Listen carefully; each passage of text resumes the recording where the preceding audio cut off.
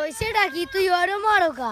এই কি করবো একসের গরম লাগে গরমের মধ্যে ওরে ভাই ওরে আল্লাহ টু বৃষ্টি দাও আরে তুই কস কি মুই আমি উঠলো গাই আমার গোটাই যাও না কত সুন্দর ঠান্ডা বাতাস হইতেছে জঙ্গলের মধ্যে। আমি উঠতাম গেঞ্জিটা খুলি ইয়ার মুই লঙ্গিটা খুলি এই মানিক যাই খুললো না মানিক যাই